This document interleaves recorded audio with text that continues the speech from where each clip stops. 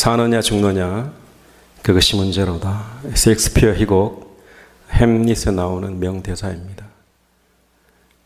극중 햄릿은 비극 속에서 갈피를 잡지 못하고 고민하는 인간의 모습을 보여줍니다.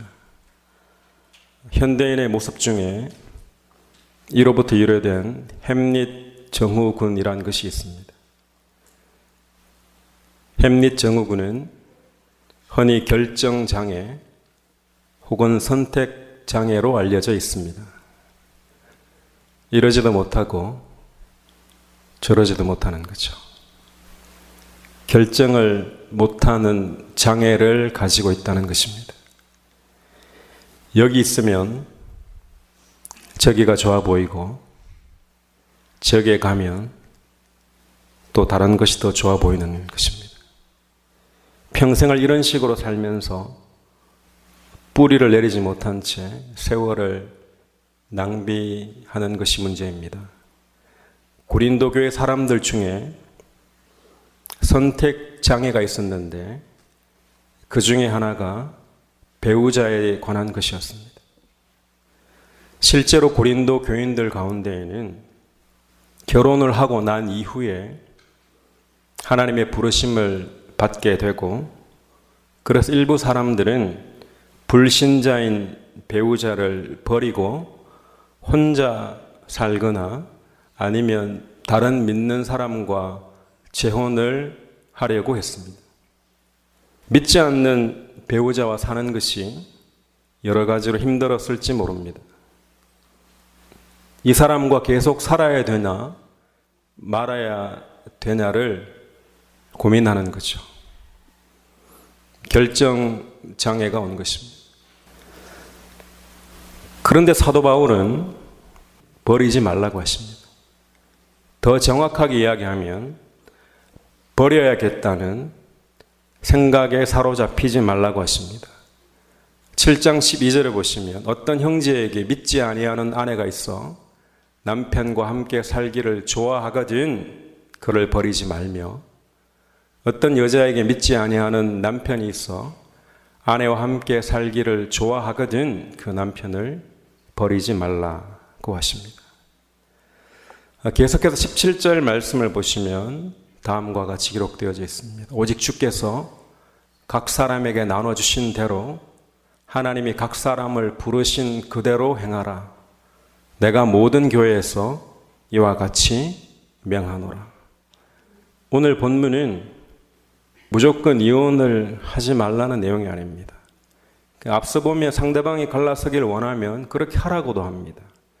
각자의 처한 상황이 다 다르기에 한 가지 측면에서 답을 줄 수 없습니다. 그런데 사도 바울이 하고 싶은 말이 있습니다. 사도 바울이 무엇을 이야기하고 싶은가? 지금 여러분이 있는 그 자리에 하나님이 여러분을 두신 이유가 있고 그 자리에서 하나님이 부르신 이유가 반드시 있다는 것입니다. 하나님이 저와 여러분을 우리의 삶 가운데 두신 이유가 있다는 거죠. 이 가정에, 이 일터에, 이 공동체에 두신 이유가 분명히 있다는 것입니다. 또 다른 한 가지의 선택장애는 무엇인가 하면 할례를 받아야 하느냐 말아야 하느냐의 문제였습니다. 할례자로 부르심을 받은 자가 있느냐, 무할례자가 되지 말며, 무할례자로 부르심을 받은 자가 있느냐, 할례를 받지 말라. 할례 받는 것도 아무것도 아니요, 할례 받지 아니하는 것도 아무것도 아니로되 오직 하나님의 계명을 지킬 따름이니라. 여러분, 할례자와 무할례자를 다르게 이야기하면 유대인이냐 이방인이냐의 문제입니다. 혈통의 문제이고 국적의 문제이죠. 우리가 고민을 한다고 해서 되어지는 문제가 아니라 그렇게 태어난 것입니다. 이 문제를 두고 더 이상 고민만 하며 세월을 낭비하지 말라는 거죠. 그래서 20절에서 각 사람은 부르심을 받은 그 부르심 그대로 지내라고 하십니다. 저와 여러분을 부르신 그대로 그 삶 가운데에서 하나님의 영광이 드러나기를 주님의 이름으로 간절히 축원합니다. 하나님이 당신을 심어놓은 그곳에서 꽃을 피워라로 시작되는 시가 있습니다. 이 시는 계속해서 이렇게 적고 있습니다. 꽃이 핀다는 것은 어쩔 수 없이 포기하는 것이 아닙니다. 그것은 자신이 웃는 얼굴로 행복하게 살고 주위의 사람들도 행복하게 해주므로 하나님이 당신을 여기에 심어 놓은 것이 잘못되지 않았다고 증명하는 것입니다. 하나님이 우리를 심어 놓으신 것이 잘못되지 않았음이 저와 여러분의 삶을 통해 증명되기를 축복합니다. 우리는 조금만 힘들면 이렇게 이야기합니다. 이곳은 내가 있어야 할 곳이 아니야. 만약 내가 다른 곳에 있었다면 정말 아름다운 꽃을 피우고 귀한 열매를 맺었을 것인데 여기는 아니야. 지금 자기가 있는 곳, 자신이 심어진 곳을 별로 마음에 들어하지 않습니다. 그래서 장소나 환경을 탓하면서 인생을 대충 살아가려고 합니다. 사랑하는 성도 여러분, 여러분이 있는 그 자리에 하나님이 함께 하심을 믿어야 합니다. 그것이 일터이든 가정이든 교회이든 하나님이 뜻하신 바가 있으셔서 저와 여러분을 그곳으로 부르셨다는 것을 반드시 기억해야 합니다. 그림을 한번 보시겠습니다. 아스팔트 틈새로 피어난 꽃입니다. 이 틈새로 피어난 꽃은 왜 나는 아름다운 정원에 있지 않습니까? 왜 나는 아름다운 꽃밭에 있지 않습니까? 라고 하지 않습니다. 중요한 것은 자신이 뿌려진 곳, 자신이 있는 자리에서 자신이 해야 할 일을 할 뿐입니다. 그곳이 어디든지 뿌리를 내리고 꽃을 피우는 것입니다. 여러분이 어디에 있든지 그곳에서 뿌리를 내리고 꽃이 피고 열매가 맺어지기를 축복합니다.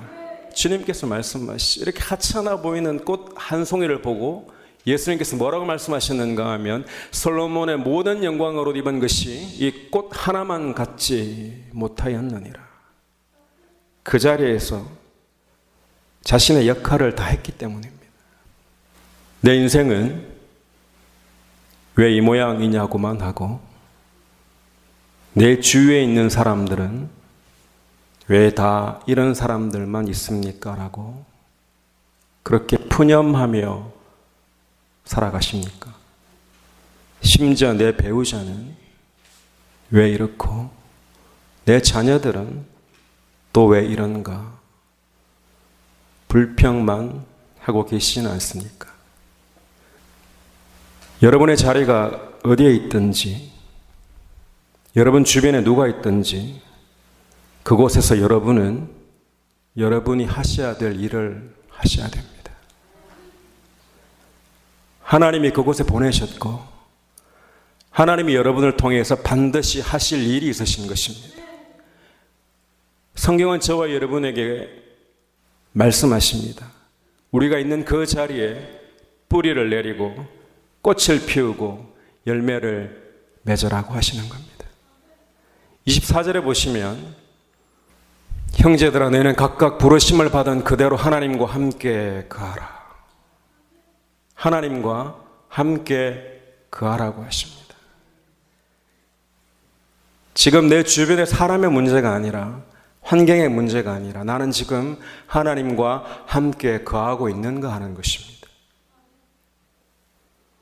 하나님과 함께하는 삶이 무엇인지 연습하고 훈련되어져야 합니다. 머리로만 아는 것이 전도가 아닙니다. 우리의 삶 가운데 하나님이 도대체 누구신지 그분과 동행하는 것이 무엇인지 삶으로 연습되어지고 훈련되어지기를 축원합니다. 내 삶에 모셔야지 됩니다. 불편하고 어려운 상황 가운데에서도 하나님의 뜻을 발견해내야 됩니다. 하나님은 우리를 고치셔서 다 뜯어 고치셔서 우리를 구원하시겠다고 하지 않으셨습니다. 낮은 자리에 있는 사람들에게 당신은 높은 자리에 올라오면 내가 구원을 주겠소라고 하지 않으셨습니다.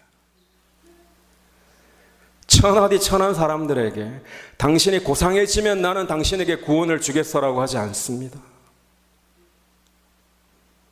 지금 있는 모습 그대로 우리가 어디에 있든지 어떤 모습이든지 그대로 받으시겠다는 것이 구원의 놀라운 은혜인 것입니다.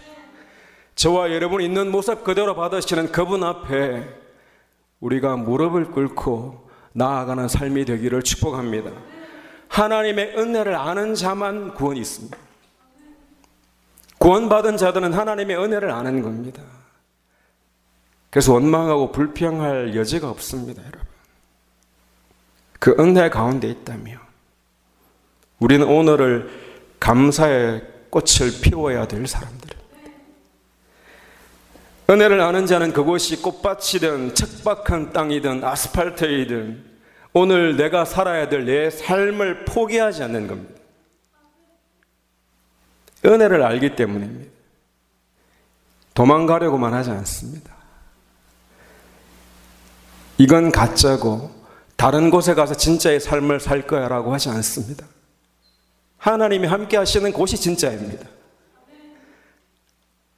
이 생각, 저 생각, 생각만 가득하고 판단만 하면서 무언가를 결정하지 못한 채 오늘을 살아가지 않으십니까? 삶은 몸으로 살아내야 되는 겁니다. 지금 있는 곳에서 저와 여러분이 감사의 뿌리를 내리지 못하면 삶의 꽃은 피워지지 않는다는 것을 알아야 합니다. 있는 곳에서 뿌리가 내려지지 않으면 꽃도 없고 열매도 없는 것입니다. 하나님은 분명히 저와 여러분에게 30배, 60배, 100배 열매를 약속하셨습니다. 그 열매를 맺는 삶이 되기를 축복합니다. 뿌리가 내려져야지 됩니다. 평생을 선택만 하다가 가버리는 삶이 있습니다. 결혼한 지가 언젠데 아직까지 그때 그 사람을 생각하십니까? 심각한 문제죠. 배우자도 일터도 심지어 교회도 그렇습니다. 지금 오늘 하나님이 주신 그 자리에서 뿌리를 내리고 꽃이 피기를 축원합니다. 우리가 알아야 할 것은 하나님이 나와 함께 하셔서 내가 어떤 곳에 있든지 간에 주님의 도우심으로 나는 뿌리가 내려지고 꽃이 피고 열매가 맺어질 거라는 것입니다. 여러분 일단 선택을 했으면 장점만 보십시오. 일단 선택을 했으면 장점만 보십시오. 모든 것에는 장점과 단점이 있습니다. 하나님이 함께 하시는 것만 보십시오. 좋은 것만 보여지기를 축원합니다.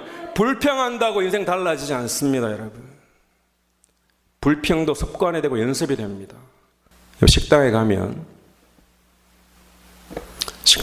메뉴를 줍니다.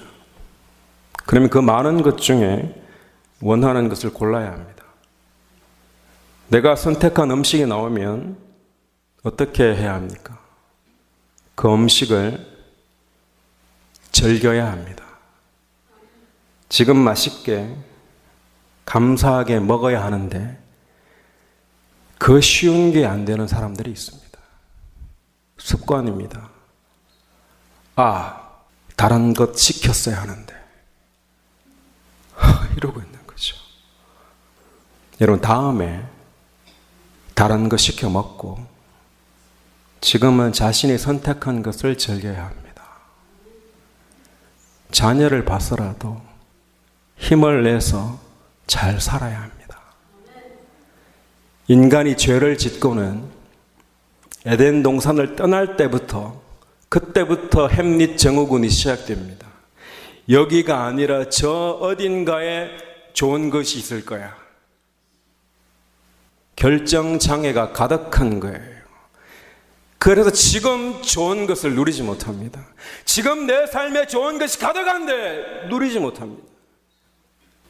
그리고는 항상 다른 사람, 다른 어떤 곳만 지향합니다. 여기만 떠나고 그곳에만 가면 다 될 것 같다고 생각합니다. 그래서 미국에 온 거잖아요. 그래서 미국에 온 거잖아요. 이 일터가 아니라 다른 일터만 꿈꾸고 이 교회가 아니라 다른 교회만을 상상하면 여러분의 삶 가운데 뿌리가 내려지지 않으니 아무런 열매가 없는 겁니다. 상상만 하는 것이 아니라 살아야 하는 거죠. 여러분이 있는 그 자리에 뿌리가 내려지기를 축복합니다. 하나님이 책임지십니다. 내 자리에서 감사함으로 꽃을 피우기 시작하면 열매는 하나님이 책임지시는 거죠. 여러분, 성경은 인생을 때때로 광야로 비유합니다. 광야를 히브리어로 하면 미드바라입니다. 민과 다바라가 합쳐진 거죠. 민은 전치사입니다. 뭐와 함께. 다바라는 사건, 말씀, 말, 입이라는 뜻입니다. 인생이 뭔가 하면 하나님의 말씀과 함께하는 게 인생인데 우리 입장에서는 뭔가예요? 우리 입장에서는 인생은 입이고 말입니다. 내가 하는 말이 내 인생이라고요. 내가 하는 말이 내 인생입니다. 여러분의 인생은 여러분의 말입니다. 무슨 말을 하고 살아가십니까? 그게 여러분의 인생입니다. 믿음의 말을 함으로 자신의 인생을 축복할 것인가? 아니면 지질이 복도 없는 인생이라고 날마다 저주하며 그 무언가를 상상만 하며 그렇게 세월을 낭비할 것인가? 여러분에게 달려 있습니다. 지금 이 시간 하나님께서 저와 여러분을 붙드셔서 우리 입술에 복이 있기를 축복합니다. 내 말이 내 인생입니다. 여러분 16절에 보시면 아내된 자여 내가 남편을 구원할는지 어찌 알 수 있으며 남편된 자여 내가 내 아내를 구원할는지 어찌 알 수 있으리요. 안 된다고 포기하지 말라는 거죠. 하나님이 나를 통해 이루실 것을 기대하라는 거죠. 지금 아무런 기대도 없이 그냥 옮겨지기만을 소망하는 그런 헛된 삶을 살지 말라는 겁니다. 여러분 가정이 여러분을 통해 구원의 역사가 일어나기를 축복합니다. 자녀들 안 될 것 같죠? 여러분도 안 될 것 같은데 지금 되어진 겁니다. 하나님의 기적은 반드시 일어납니다. 저와 여러분을 통해 우리가 심겨진 그 자리에서 복음의 열매가 맺어지기를 축복합니다. 예수님께서 말씀하셨습니다. 그러므로 내일 일을 위하여 염려하지 말라. 내일 일은 내일이 염려할 것이요 한날의 괴로움은 그날로 족하니라. 여러분 내일 일은 누가 한다고요? 내일입니다. 내가 할 수 있는 게 아니에요. 내일의 주관자 되시는 하나님이 책임지신다는 겁니다. 왜 이런 말을 하는가? 오늘 할 일을 전혀 하지 않으면서 오늘 지금 내가 해내야 될 일을 전혀 하지 않으면서 나는 무엇만 하고 있는가 하면 내일을 염려만 하고 있는 거예요. 그러면서 자신은 오늘 살고 있다고 착각합니다. 오늘 사는 게 아니에요. 여러분 10년 후까지 다 걱정하면 답답합니다. 우리가 할 수 없어요. 하지만 할 수 있는 게 있습니다. 오늘 하루는 살 수 있어요. 오늘 하루 감사함으로 살 수 있다고요. 하루씩 살다 보면은 하루씩 감사함으로 살다 보면 어느새 문제는 다 사라지고 뿌리는 내려지고 꽃은 피고 열매는 맺게 되어 있습니다. 여러분 안에 있는 모든 염려와 걱정과 두려움이 오늘 내가 할 수 있는 만큼 예수 그리스도 이름으로 치워지기를 축복합니다. 그러다 보면 되어집니다. 여러분 21절에 보시면 내가 종으로 있을 때 부르심을 받았느냐 염려하지 말라. 그러나 내가 자유롭게 될 수 있거든 그것을 이용하라. 당시 고린도 교회는 반수가 넘게 대략 70% 정도가 노예였습니다. 나는 지금 노예인데, 나는 지금 종인데 종 주제에 나는 무엇을 할 수 있습니까? 이런 이야기예요. 지금 비록 노예의 신분일지라도 오늘 너는 너의 자리에서 할 일을 하라는 겁니다. 그 누가 보기에 이렇게 천한 자리에 있는 것 같아도 하나님이 부르심을 생각하며 그 자리에서 내 할 일을 하라는 거예요. 다음에 자유인이 되면 그때 더 열심히 하겠습니다. 다음에 기회가 되면, 저곳에 가면, 다음에라고 미루지 말라는 거예요. 오늘 할 수 있는 만큼만 하라는 거예요. 하나님은 더 많은 것을 원하지 않았습니다. 오늘 받을 은혜를 오늘 받으십시오. 하나님이 지금 이 시간 저와 여러분이 주시려고 하는 은혜를 받으시기를 축원합니다. 하나님은 저를 사랑하시고 여러분을 사랑하십니다. 아무 의미 없이 이곳에 보내실 리가 없습니다. 우리를 위해 십자가에 달려 돌아가신 분이십니다. 분명한 이유가 있으시기에 저와 여러분을 이곳에 보내셨습니다. 정말 이 자리는 내가 반드시 있어야 할 자리이다. 하나님께서 특별히 나를 부르셔서 이곳에 나를 보내셨다. 저와 여러분 가운데 이 믿음이 있기를 축복합니다. 여러분의 인생은 하나님과 동행하면 후회하지 않는 아름다운 인생이 될 수 있습니다. 하나님이 저와 여러분에게 주신 가정과 일터와 교회를 통해 하나님의 부르신 뜻을 발견하시기를 원합니다. 여러분을 통해 아름다운 신앙의 뿌리가 내려지고 꽃이 피고 열매가 맺어지기를 주님의 이름으로 간절히 축원합니다. 함께 자리에서 일어나셔서